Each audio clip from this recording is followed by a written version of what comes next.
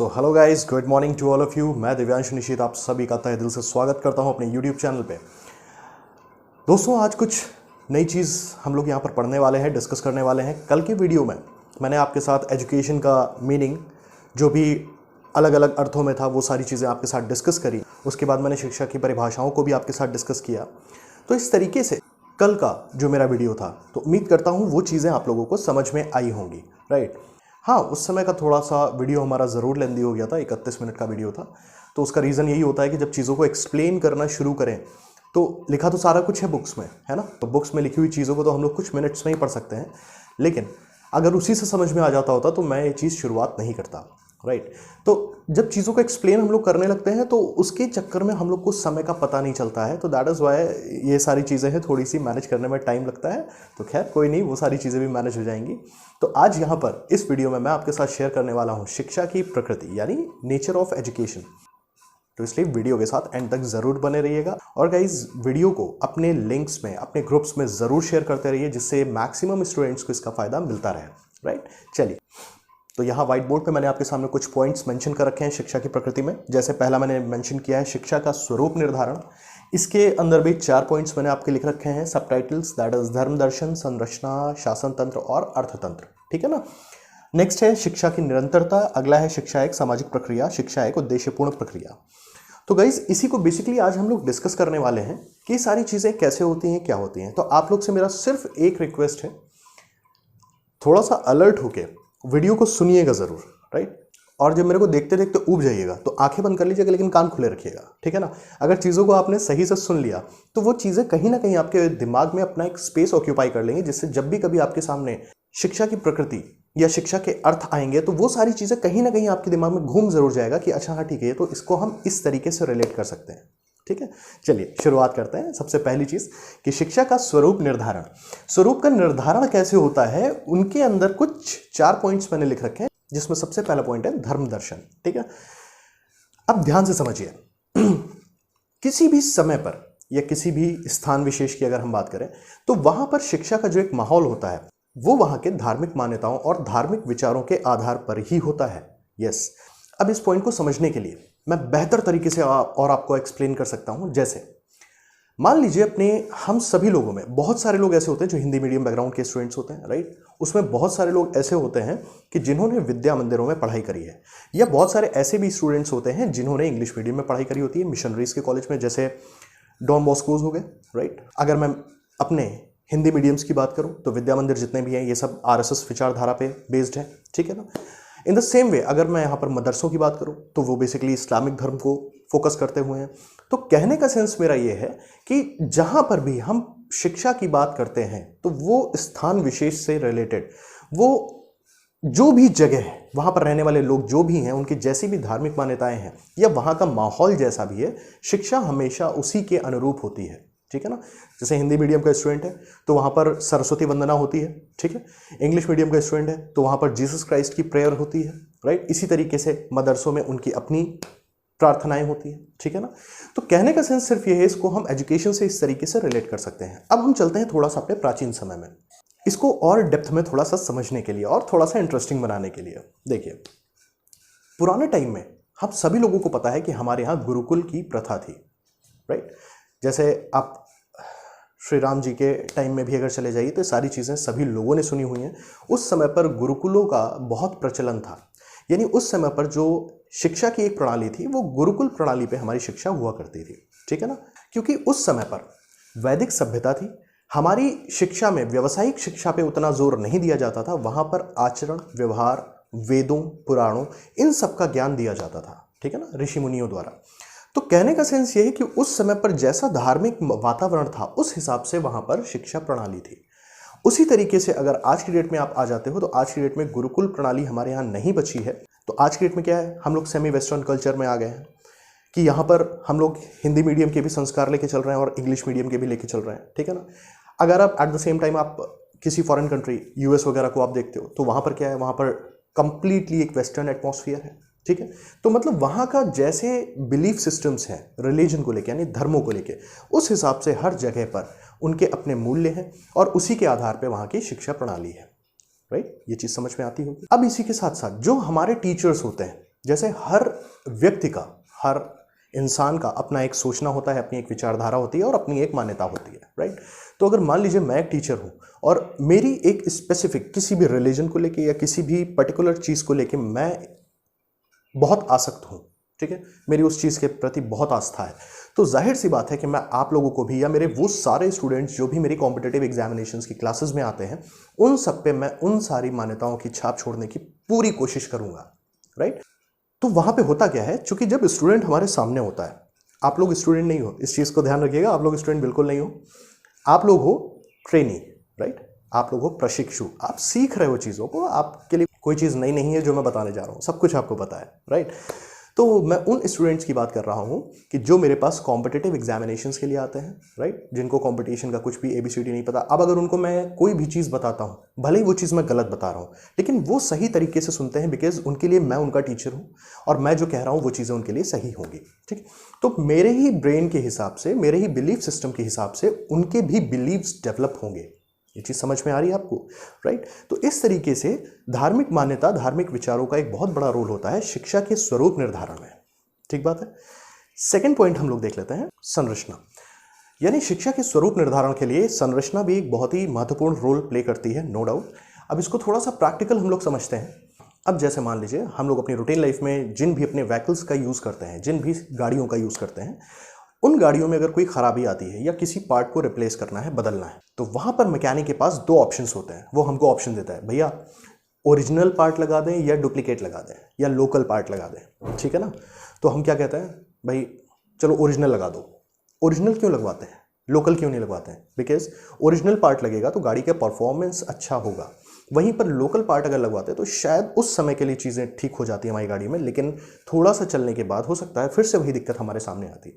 तो मतलब हमारी उसके ऊपर रिलायबिलिटी नहीं होती है, हमें उस पर भरोसा नहीं होता है और होना भी नहीं चाहिए।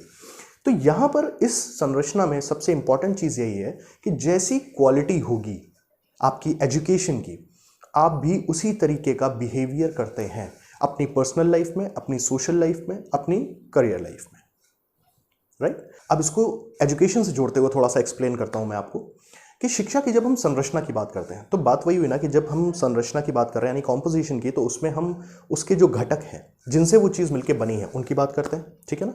जैसे मैंने आपको गाड़ी वाला एग्जाम्पल दिया। अब इसी तरीके से एजुकेशन में, एजुकेशन के वो इंपॉर्टेंट फैक्टर्स कौन से हैं जिनके बिना एजुकेशन का कोई मतलब नहीं? कौन कौन है? सबसे पहला टीचर, देन स्टूडेंट, देन पाठ्यक्रम, राइट, देन उसके बाद टीचिंग मेथड्स यानी शिक्षण विधियां। तो ये कुछ एक चीज़ें ऐसी हैं, बाकी फिर समाज भी आता है, सामाजिक परिवेश भी है। लेकिन मैं आपसे क्या बता रहा हूँ, अगर आपके पास टीचर एक क्वालिटी का नहीं होगा तो क्या वो कभी भी आपको एक बेहतरीन एजुकेशन दे पाएगा? Never, right. जैसे मैं हूँ, मैं अगर आपको पढ़ा रहा हूँ या पढ़ाने की मैं कोशिश कर रहा हूँ या समझाने की मैं कोशिश कर रहा हूँ, अगर वो चीज़ें मेरे अंदर नहीं है तो मैं कभी भी आपको या आपकी जगह पर कोई भी स्टूडेंट आएगा, मैं उसको समझा नहीं पाऊंगा और ना ही मुझसे पढ़ना आपके लिए सार्थक होगा, ठीक। तो एक टीचर में सबसे इंपॉर्टेंट चीज़ है उसकी क्वालिटी। तो टीचर के अंदर भी वो क्वालिटी होनी बहुत ज़रूरी है, क्या कि वो नॉलेज को डिलीवर कैसे करता है स्टूडेंट्स को, राइट। इसलिए अगर टीचर अच्छा होगा तो जाहिर सी बात है उसके टीचिंग मेथड्स भी अच्छे होंगे, नहीं शिक्षण विधियाँ, ठीक। तो यहाँ पर शिक्षण विधियों का भी बहुत इंपॉर्टेंट रोल है। अब बात कर लेता हूँ स्टूडेंट्स की या एक रिसीवर की जो प्राप्त करता है। जैसे आप लोग हैं, मान लो कि अभी अगर मैं कुछ समझा रहा हूँ, बहुत सारे लोग ऐसे होंगे जो हो सकता है आगे बढ़ा बढ़ा के देख रहे हो, राइट, हो सकते हैं, कोई बड़ी बात नहीं, या हो सकता है स्पीड बढ़ा के देख रहे हो।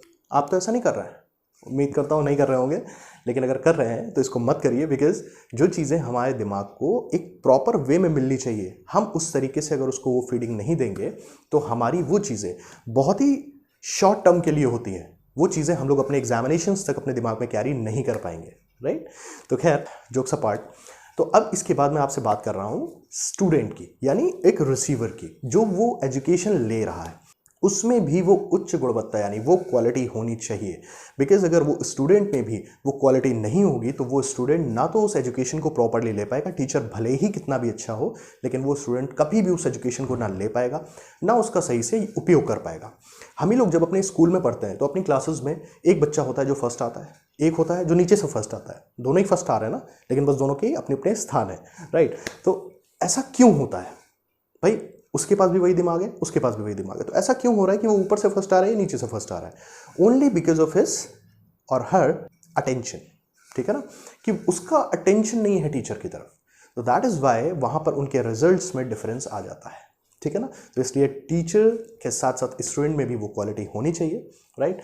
इसी के साथ जो नेक्स्ट आता है दैट इज हमारा पाठ्यक्रम, यानी हमारा सिलेबस या हमारी पाठ्य सामग्री, जिन भी चीज़ों के थ्रू या जिन भी बुक्स के थ्रू हम लोग पढ़ते हैं उनमें भी क्वालिटी होनी चाहिए। मार्केट में बहुत तरह की बुक्स अवेलेबल है, बहुत तरह की शॉर्ट ट्रिक्स की गाइड्स एंड ऑल सब कुछ अवेलेबल है जिसकी तरफ बच्चे बहुत ज़्यादा भागते हैं, लेकिन क्या उनमें वो क्वालिटी ऑफ एजुकेशन कभी मिलेगा? नहीं मिलेगा। तो इसलिए वहाँ पर आपकी पाठ्य सामग्री में भी वो गुणवत्ता, वो क्वालिटी होनी बहुत इंपॉर्टेंट है। तो ये सब कुछ संरचना के एक घटक हैं जिनको मैंने आपको एक्सप्लेन किया। उम्मीद करता हूँ ये चीज़ें समझ में आ रही होंगी, और वाकई में अगर समझ में आ रहा हो तो गाइस एक लाइक तो बनता है, राइट। और साथ ही साथ वीडियो को और चैनल को शेयर ज़रूर करते रहिए, और जहाँ भी शेयर करिए उन लोग से ज़रूर कह दीजिए कि बेल बटन ज़रूर प्रेस करें, सो दैट कि जो भी अपकमिंग वीडियोज़ होंगे आपके सब्जेक्ट से रिलेटेड वो आपको टाइम टू टाइम पता चलते रहे, राइट। पता चला मैं यहाँ पर अपलोड कर रहा हूँ, वहाँ पर पता ही नहीं चल रहा है, तो एक साथ आने वाले टाइम में आपके लिए 4-5-6 वीडियोज़ हो गए, फिर पढ़ने का मन भी नहीं करता है, राइट।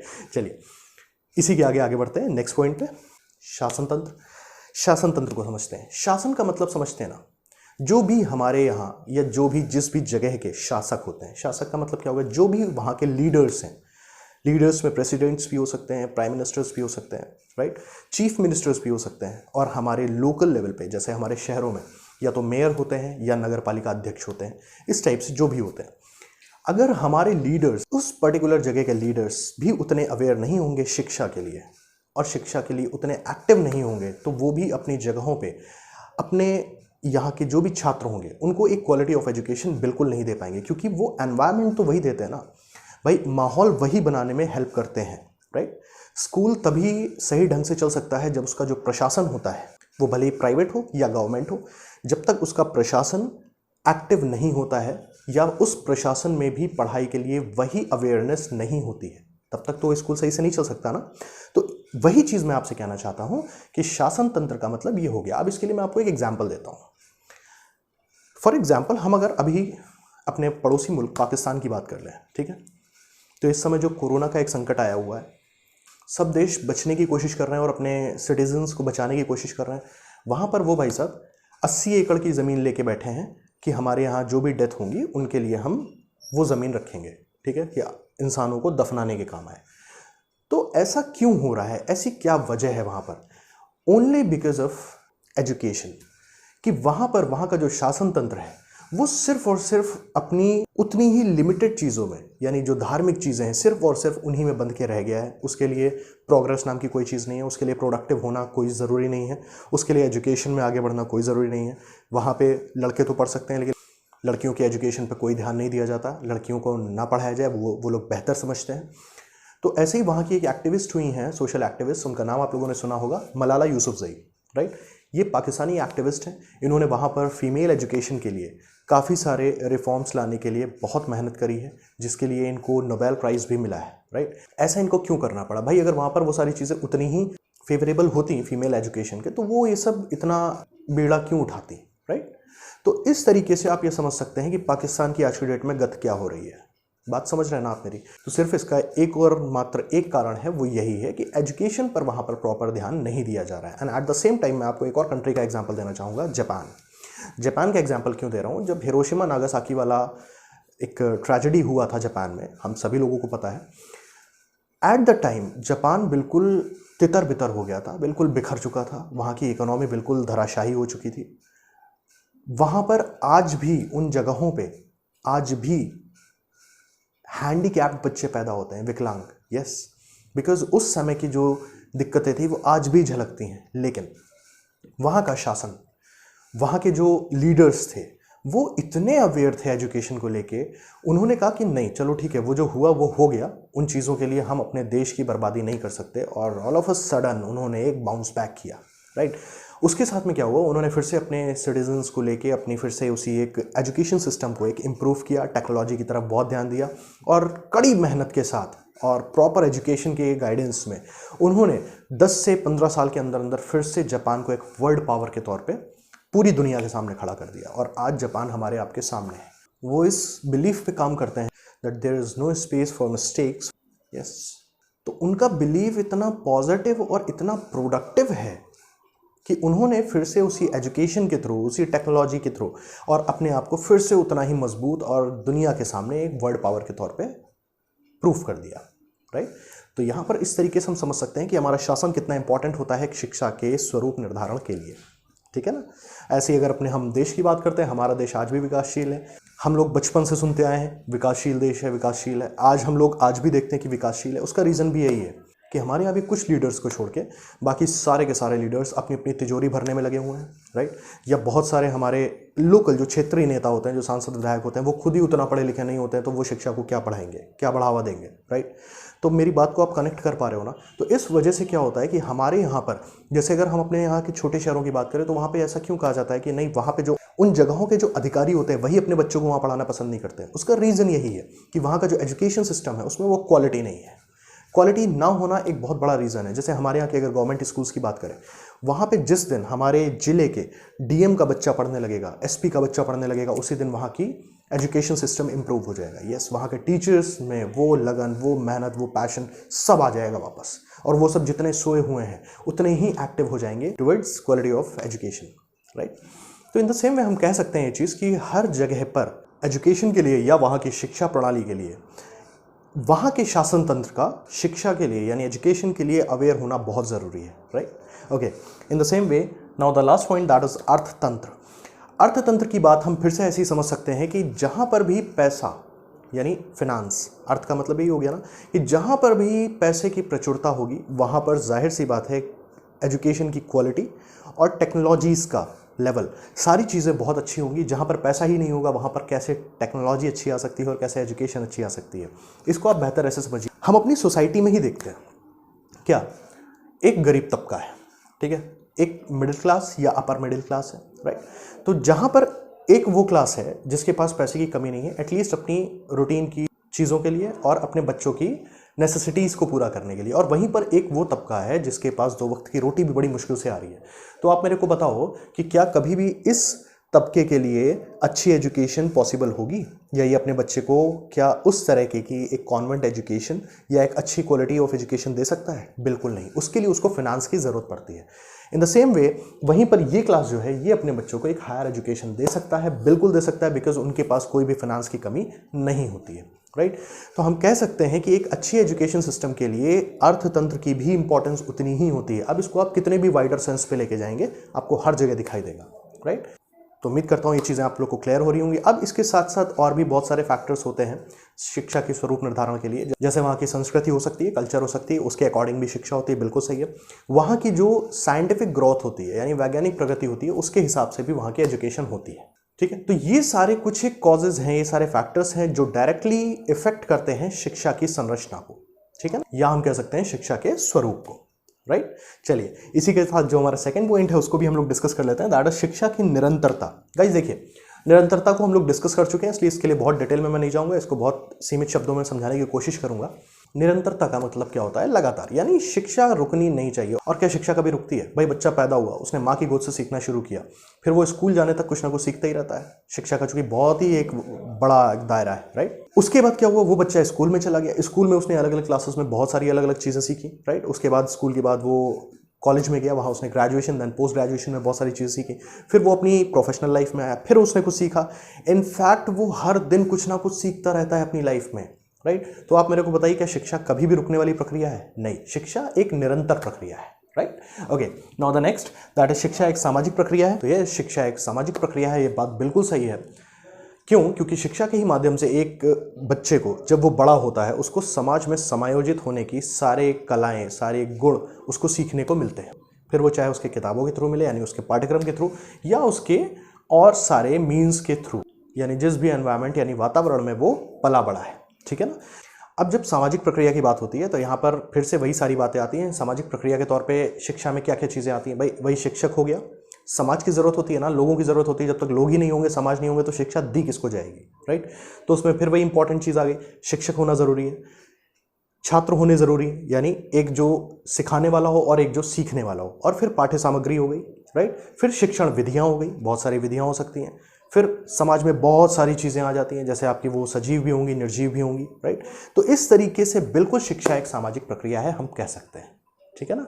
चलिए, हमारा लास्ट पॉइंट है दैट इज शिक्षा एक उद्देश्यपूर्ण प्रक्रिया है। तो ये बात भी बिल्कुल सही है कि शिक्षा एक उद्देश्यपूर्ण प्रक्रिया है। अब इसको देखिए कैसे हम लोग समझते हैं।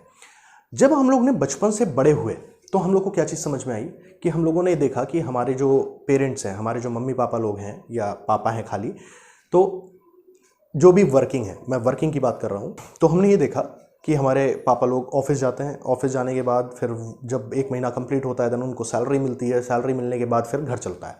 तो ये एक बच्चा, एक नॉर्मल बच्चा ये देखते हुए बड़ा होता है, तो उसके मन में क्या एक धारणा बनती है कि अच्छा, यानी पढ़ लिख के हमें इस तरीके से नौकरी लेनी है एंड देन आफ्टर हमें कुछ पैसे मिलेंगे, जो हमारी सैलरी होगी, हमारा मेहनताना होगा एंड उसके साथ साथ हम अपनी जीविका, अपने परिवार की जीविका चला पाएंगे, ठीक। तो मतलब क्या हुआ, वहां पर एक शिक्षा का उद्देश्य हो गया। अब कोई भी कार्य अगर बिना उद्देश्य के किया जाए तो इसका तो कोई मतलब ही नहीं है ना। ऐसे ही हमारे एक शिक्षा शास्त्री हुए हैं जिनका नाम है B.D. भाटिया। उन्होंने भी कुछ बहुत ही अच्छे शब्दों में अपने इन चीज़ों को बयान किया है। उन्होंने कहा है कि एक जो शिक्षक है, यानी एक जो टीचर है, सिखाने वाला, वो एक नाव का नाविक है, ठीक है। वो नाविक है, नाव खेने वाला। स्टूडेंट है, यानी जो प्राप्त करता है, जो सीखता है चीज़ों को, उसको बताया है उन्होंने एक वो नाव है। तो यानी उस नाव में अगर वो नाविक बैठा है तो नाव को लेके तो उसी नाविक को जाना है ना। अगर उस नाविक के सामने कोई उद्देश्य ही नहीं होगा तो वो उस नाव को लेके कहाँ जाएगा। वो नाव लहरों में इधर उधर भटकती रहेगी, ना उसको कोई ओर छोर मिलेगा, वो बस लहरों के साथ थपेड़े खाती रहेगी, इधर से उधर मंडराती रहेगी, राइट। तो कहने का सेंस सिर्फ इतना है, उन्होंने भी यही चीज़ बताने की कोशिश करी है कि अगर शिक्षक के पास एक उद्देश्य है कि मुझे अपने छात्र को पढ़ा लिखा के इतना काबिल बना देना है कि वो आगे जाने पर अपने जिस भी लाइन में वो जाता है, जिस लाइन के लिए उसको पढ़ाया जा रहा है, उसमें वो एक बहुत ही अच्छा अपना प्रेजेंटेशन दे सके, एक सफल व्यक्ति बन सके, राइट। इन द सेम वे, अगर मान लीजिए मैं यहाँ पर आपको कुछ सिखाने आया हूँ तो मेरा भी एक उद्देश्य है, वरना ऐसे ही तो मैं ये वीडियो शूट नहीं करता ना। मुझे पता है कि इस समय B.Ed के फर्स्ट ईयर के एग्जामिनेशंस कभी भी हो सकते हैं, महीने सवा महीने के अंतर पे। तो इसलिए मैंने ये चीज़ डिसाइड करी कि मैं आपको जितना भी आपके टाइम तक सिलेबस कंप्लीट करा पाऊंगा, अपनी तरफ से मैं बेस्ट कोशिश करूंगा। बाकी चीज़ें हम लोग फोरकास्ट नहीं कर सकते, समय पर डिपेंड करती हैं, लेकिन जितना मैं कर सकता हूं उतना मैं डेफिनेटली आपके लिए करूंगा। तो मैं भी एक उद्देश्य के साथ आया हूं, और अगर आप ये वीडियोस देख रहे हैं तो आप भी एक उद्देश्य के साथ देख रहे हैं, राइट। तो यानी शिक्षा बिल्कुल एक उद्देश्यपूर्ण प्रक्रिया है, ठीक। वो कोई भी शिक्षा का प्रकार हो सकता है, और हर एक प्रकार के पीछे, यानी हर शिक्षा के पीछे कुछ ना कुछ उद्देश्य निश्चित होता है। अब इन सारी चीज़ों को जो मैंने आपसे डिस्कस किया, इसको आप एक्सप्लेन करके बहुत अच्छे से, कैसा भी, कितना भी खूबसूरत, कितना भी लेंदी, जैसा भी आप चाहते हैं, जो आपके अकॉर्डिंग होना चाहिए एग्जामिनेशन में आंसर देने का फॉर्मेट, आप इजीली लिख सकते हैं, राइट।